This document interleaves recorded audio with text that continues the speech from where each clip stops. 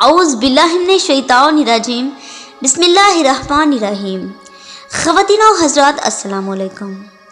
تازہ ترین اطلاعات کے مطابق اس وقت بحرین میں 70% شیعہ آباد ہیں۔ اگر ہم گزشتہ زمانے کی بات کریں تو تب تقریباً 2 سے 3% شیعہ آباد تھے اور وہ اتنی تنگ دستی میں زندگی بسر کر رہے تھے کہ جس کا اندازہ لگانا بہت مشکل ہے۔ آج بحرین میں شیعہ کثرت سے کیوں آباد ہیں، یہ جاننے کے لیے ویڈیو کو آخر تک ضرور دیکھیں۔ خواتین و حضرات، بحرین میں ایک بادشاہ گزرا ہے جس کا نام تاریخ میں شاہ سلمان درج ہے۔ یہ شیعوں سے بہت زیادہ نفرت کرتا تھا۔ ایک اس کا وزیر تھا جو کہ کٹر خارجی تھا۔ اس نے ایک دن بادشاہ کی خدمت میں ایک انار پیش کیا جس کے اوپر حضرت ابوبکر، حضرت عمر، حضرت عثمان اور حضرت علی علیہ السلام کے نام لکھے ہوئے تھے۔ ساتھ ہی ساتھ اس نے بادشاہ کو یقین دلایا کہ ہمارا مذہب حق ہے اور خلافت کی ترتیب قدرت کی منشا کے مطابق درست ہے۔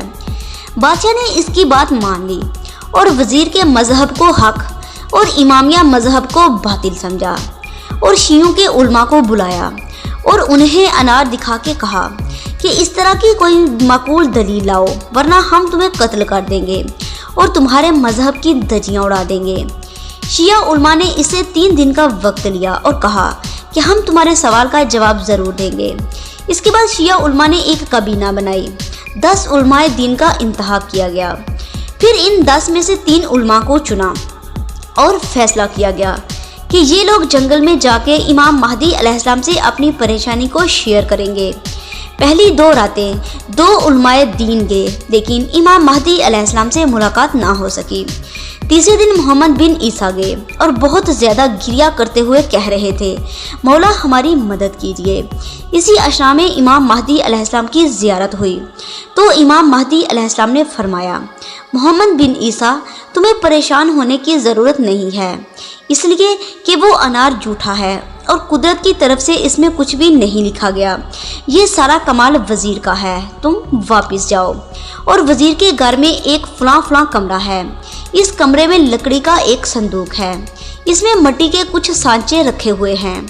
جب انار چھوٹا ہوتا ہے تو وزیر اس کے اوپر سانچا چڑھا دیتا ہے اور جب وہ بڑا ہوتا ہے تو اس پر وہ نام کنندہ ہو جاتے ہیں۔ محمد بن عیسیٰ علماء کے ساتھ بادشاہ کو دیے گئے وقت کے مطابق وہاں پہنچے تو محمد بن عیسیٰ نے کہا، آؤ میں تمہیں تمہارے وزیر کی چال بازی دکھاؤں۔